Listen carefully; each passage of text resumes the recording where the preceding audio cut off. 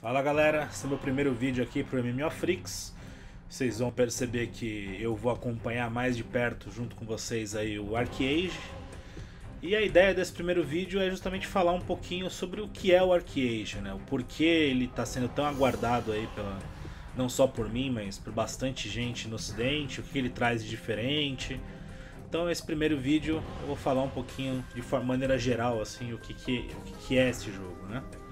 Bom, o ArcheAge ele é um MMO sandbox, né? Ou seja, por sandbox entende-se que ele foge um pouquinho daquela fórmula mais batida, digamos assim, né, do MMO, de você fazer quest, pegar level cap, depois você se enfurnar numa dungeon para fazer a tune para raid, fazer raid, pegar o item do momento e quando sai uma expansão você faz tudo de novo.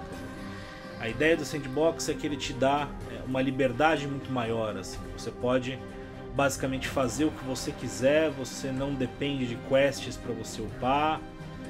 Eu vou até comentar assim um pouquinho da minha trajetória, né? Esse vídeo eu estou fazendo com o personagem no servidor alpha, né? Importante dizer, o jogo ainda não foi lançado.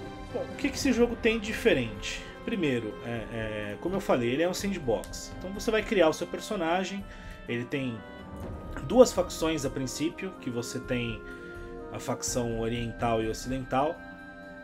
Essas duas facções elas ocupam lugares distintos no mapa. Então, olhando aqui pelo nosso mapa, o continente de Nuia é o continente da outra facção, né, que não é a que eu estou jogando, e Harania é o continente da facção oriental, que é a facção que eu estou jogando. E a gente tem um terceiro continente ali em cima, como você pode ver. Esse terceiro continente ele não tem ele não pertence a nenhuma facção dos players. Você tem mais pra frente eu vou explicar que você tem como colocar um castelo da sua guilda lá nesse terceiro continente, e aí você vai ter um pedaço dele sob sua soberania, e aí você pode ser atacado, tem as sieges, tudo isso vai ser abordado com o tempo. Nesse primeiro momento basta dizer que a gente tem um terceiro continente aí para ser disputado. Além dessas duas facções, você tem a facção dos piratas, que pirata é você... Eu vou explicar melhor com o tempo, mas basicamente você começa a cometer muitos crimes. Então se você olhar aqui nesse meu personagem, eu já tenho um personagem level 50, eu tenho crime points, né? No caso esse meu personagem tem 8 crime points e 8 de infâmia. Se você começar a acumular uma quantidade muito grande, né, de infâmia, você vai chegar a um determinado momento em que você não é mais aceito, você torna um pirata, você é expulso da sua facção, você fica proibido de entrar nesses dois continentes, tanto no continente da sua facção quanto no da outra, porque os guardas vão te atacar se você tentar, e você tem uma ilha específica, que é esta ilha que eu estou mostrando, que é a Ilha dos Piratas, onde eles ficam, onde teoricamente você poderia morar, né? E também todo o terceiro continente, porque como lá não existem guardas, você poderia se estabelecer lá. Então, basicamente, assim, o pano de fundo por trás dele é esse.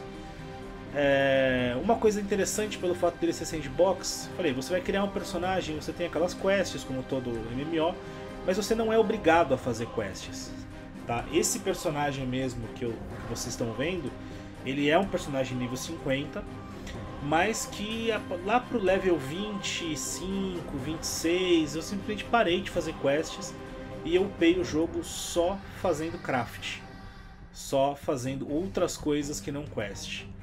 Bom, o ArcheAge ele é um sandbox, ele é free to play, sabe? Ele vai ser quando ele for lançado, ele vai ser um jogo free to play.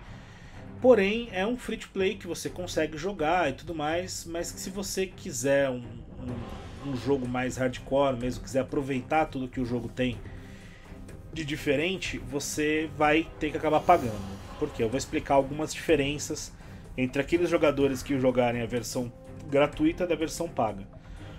Se vocês olharem aqui embaixo, eu tenho minha barra de labor, eu tenho 5.000 pontos de labor. Esse labor eu vou explicar daqui a pouco, ele funciona como uma barra de estamina para você fazer o seu craft. Tudo que é craft no jogo, para você fazer, ele vai debitando disso daqui. E a forma como você recupera o labor é determinada pelo tipo de conta que você tem. Se você for um jogador free to play, né, se você for um jogador que não paga pelo jogo, o seu quantidade máxima de labor não vai ser 5.000, vai ser 2.000. E a sua regeneração de labor, você vai regenerar 5 pontos de labor a cada 5 minutos.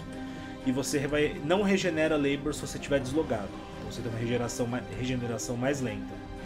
Enquanto se você for um jogador Patron, né, se você tiver a versão paga do jogo, que é o meu caso, você vai regenerar, como você pode ver aqui, 10 de labor a cada 5 minutos, ou seja, o dobro, né, do que quem não paga.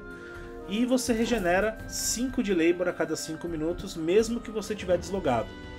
Então essa já é uma vantagem, e eu garanto para vocês, assim, parece muito esses 5.000 de labor, mas quanto mais você vai avançando nas profissões, esse labor ele fica muito curto, assim, você fica sem labor muito rápido. No momento da gravação desse vídeo eu até tô com bastante labor aqui, mas é porque eu tenho jogado no beta também. Eu tenho me dedicado mais ao beta do que ao alpha. E o beta, ele são servidores separados, né? Então, enquanto eu tô jogando lá, o meu personagem aqui tá parado, então ele foi acumulando labor. Então, essa é a primeira diferença entre a conta gratuita e da conta paga. Outra diferença é quando você é jogador pago, quando você tem o Patron, você, uma vez por dia, no primeiro login do dia, você ganha Loyalty Tokens, você ganha 5 por dia, tá? E você vai acumulando esses tokens. Para que servem esses tokens? Dentro do Marketplace, né, da loja de cash do jogo, você tem uma aba de itens que você pode comprar só com esse Loyalty Points. Ou seja, mesmo que você não coloque cash no jogo, você vai acumulando 5 por dia, num dado momento você vai conseguir comprar alguns dos itens que são vendidos por cash, ou itens alguns que são específicos para você comprar apenas com loyalty. Por exemplo, essas duas caixinhas aqui você não consegue comprar com cash, só com loyalty. Então você vai ter acesso a uma coisa que quem é free to play não pode ter. Mas aí tem a principal diferença, assim, apesar da questão do labor ser importante, a principal diferença entre quem é free to play e quem tem a versão paga do jogo, na minha opinião, é que quando você tem o Patron, você pode colocar edificações no jogo. Então aqui onde eu estou andando, se vocês olharem esses espantalhos à minha volta, são fazendas, tá? Eu vou fazer vídeos específicos explicando o que é a fazenda e como ela funciona. Mas basicamente você coloca mesmo o espantalho no chão, sabe? É uma fazenda, ela é sua, ela te pertence. E dentro daquele espaço, como vocês podem ver, ó, as pessoas vão plantando diversas coisas. Assim. E essas coisas são via de regra, são coisas que você vai usar para o craft. Então você pode plantar madeira para pegar madeira e craftar alguma coisa. Aqui no caso tem uma pessoa que plantou banana, essa banana você pode usar não só para upar cooking, mas você tem alguns packs que são umas entregas de mercadoria que você faz de uma cidade para outra para ganhar dinheiro. Algumas delas usam banana. Enfim, tudo isso você literalmente planta na sua fazenda. Elas têm um tempo determinado que elas levam. Na minha frente aqui está dizendo que faltam 7 horas e 39 minutos para que o dono disso aqui possa colher, né, esse produto. E o que isso influencia? Quando você tem a versão free to play, você não pode colocar fazendas no chão, nem casas, né?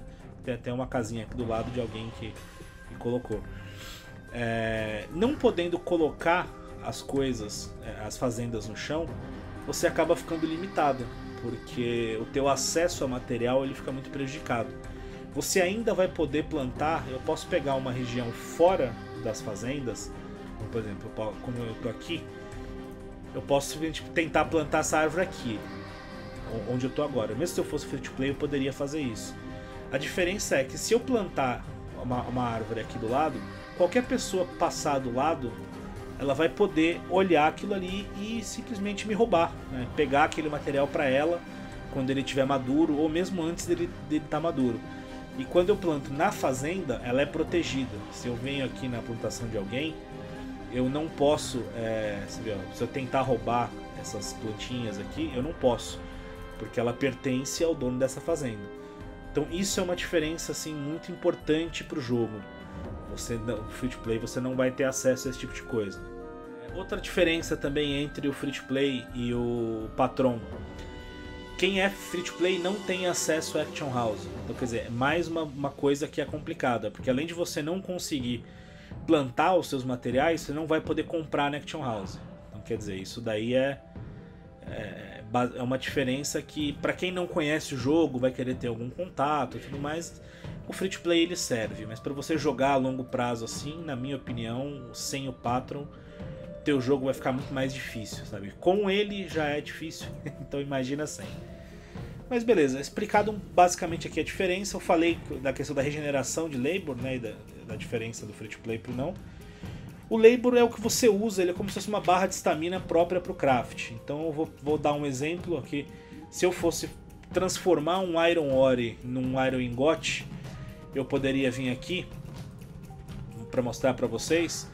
Ó, cada 3 Iron Ore que eu tenho, eu posso transformar em um Iron Ingot. Só que ele vai me custar 5 de Labor, como vocês estão vendo no vídeo. Ou seja, tudo que eu vou fazer com relação às profissões, ela custa Labor. Então, a quantidade de Labor que você tem e a regeneração de Labor que você tem, ela é muito importante. Sabe?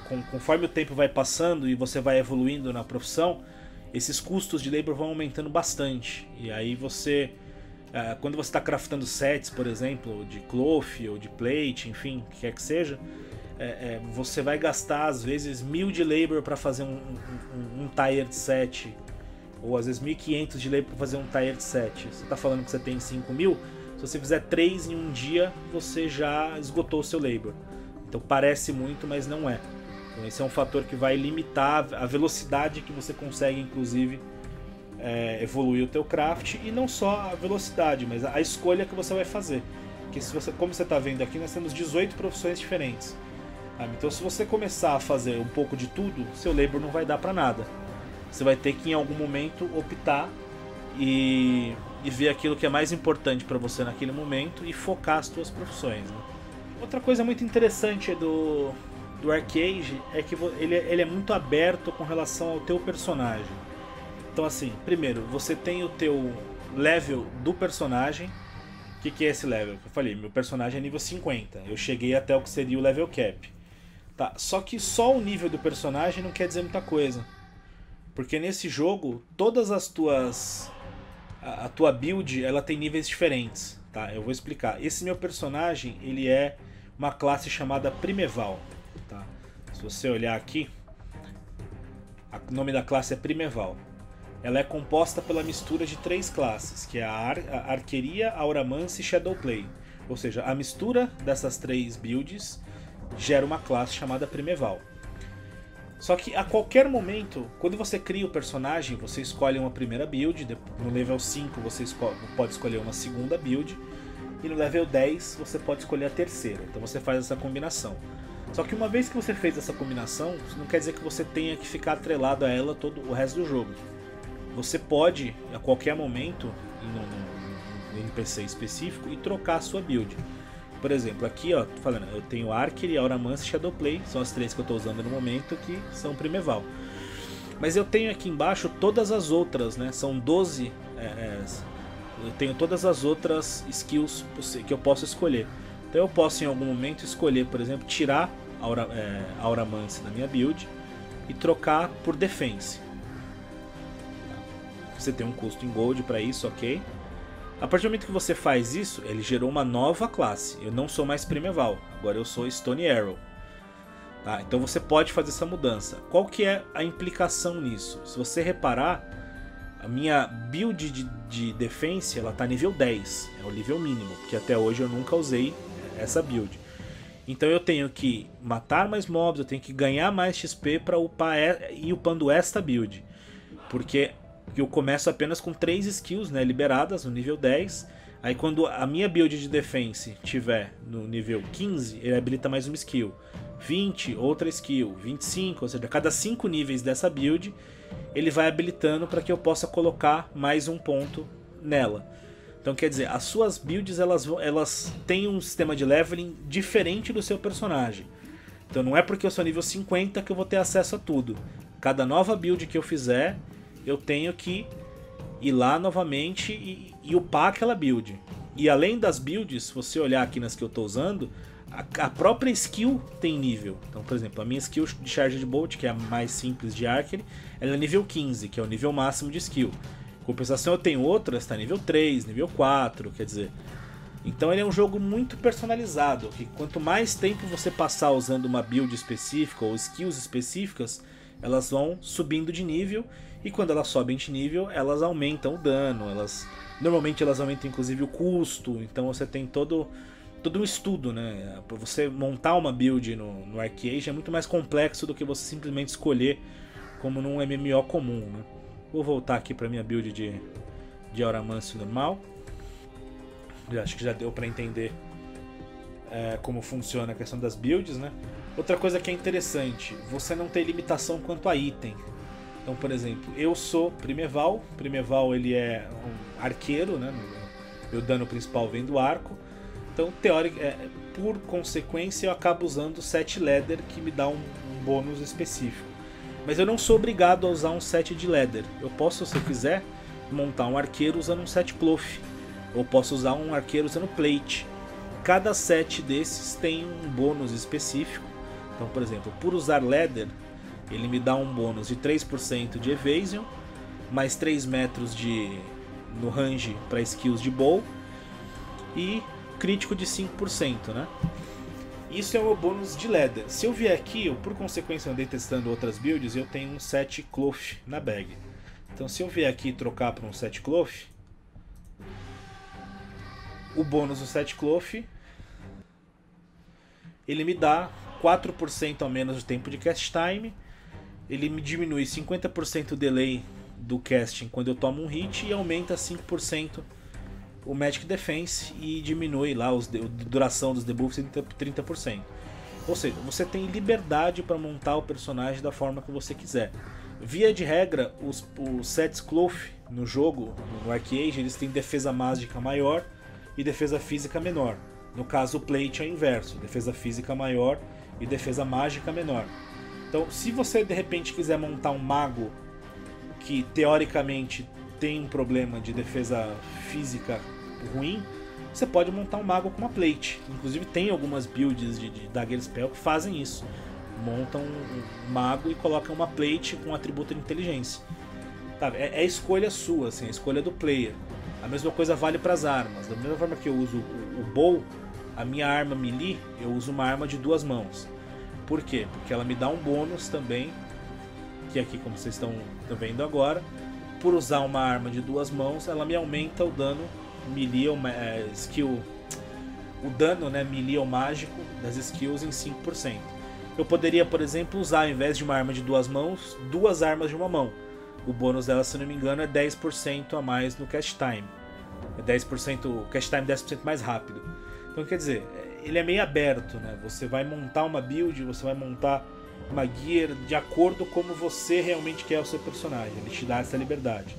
Então esse é um ponto também bastante interessante. Ainda nessa fase inicial, como eu disse, o jogo ele tem a versão gratuita, ele tem a versão paga, e ele também, né, como todo jogo ultimamente, ainda mais quando você tem uma versão gratuita, ele tem a lojinha de cash dele, né? Ele tem uma série de itens aqui que você pode comprar, poções que você vai recarregar seu 1000 de labor, enfim, você tem montarias que você pode usar, gliders, né? Para quem não sabe, glider é como se fosse uma asa delta, que eu vou usar agora. Eu tenho esse glider que eu comprei inclusive na loja de cash, que como eu tô no alpha, eu posso gastar meu cash, que quando vier o lançamento do jogo eu vou receber de volta, né? Porque por enquanto estou testando. Então você pode comprar esses gliders, você pode comprar montarias, pode comprar uma série de itens nessa lojinha de cash, mas nenhum item que de fato transforme o jogo em pay to win. Assim. São jogos às vezes que são itens que vão te ajudar de alguma maneira, mas que não vão tirar o balanceamento do jogo ou prejudicar o balanceamento do jogo. Então isso daí é tudo...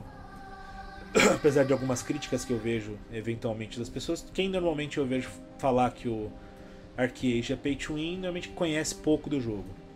Uma coisa que é interessante aqui é que as montarias são diferentes. Então, por exemplo, cada montaria que você tem no jogo tem uma coisa específica. Então eu vou pegar... Eu peguei o Yatta, né? O Yatta é um canguru. Quando você pega uma montaria, ela tem um nível próprio. Por exemplo, esse meu Yatra está nível 20. Também dá pra você equipar alguns itens nela que aumentam a velocidade e tudo mais. Mas as montarias têm skills específicas. Por exemplo, no caso do Yatra, ele tem uma skill só. Como ele é um canguru, a skill dele é um pulo. Que é isso que vocês acabaram de ver. Tá, é uma montaria mais simples. Tem uma outra montaria que eu tenho aqui. Você vê, eu acabei de summonar essa montaria e ela morreu, ela caiu. Porque em algum momento eu estava usando ela, eu devo ter tomado dano, alguma coisa, ela morreu. Então para isso eu teria que ir até o NPC que vende as montarias ou usar esse item que acabei de usar que recupera a vida dele. Mas enfim, essa já é uma outra montaria.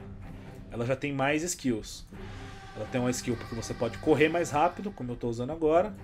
Ela tem uma skill que você consegue pular uma certa distância. Tá, e ela tem inclusive skills que você pode combater com ela, né? Então só chegar perto de um mob aqui. Essa montaria pra mim ela é até interessante porque o dano dela, as skills dela é pra você usar com arco. Como um personagem é arqueiro, o dano acaba ficando maior. Então vou pegar um mob qualquer aqui. Eu posso lutar ou eventualmente fazer uma quest ou outra sem sair da montaria.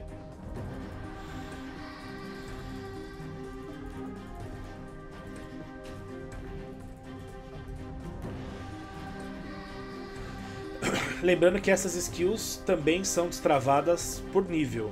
Da mesma forma que eu expliquei pra vocês lá, quando você escolhe uma build, você vai upando e habilitando skills novas. Quando você pega a montaria, ela normalmente não tem nenhuma skill habilitada.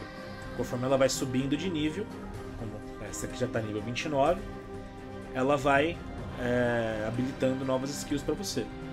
Então, e aí cada montaria vai ter uma especificidade, né? Você tem também o burrinho, que também vai ter um vídeo específico para ele. Que é uma das maneiras mais simples de você ganhar dinheiro no jogo é entregando pack de uma cidade para outra, e o burrinho é a única montaria que você pode usar assim que compensa a questão de velocidade para você transportar o pack de um lugar para o outro, mas também vai ter um vídeo específico para isso.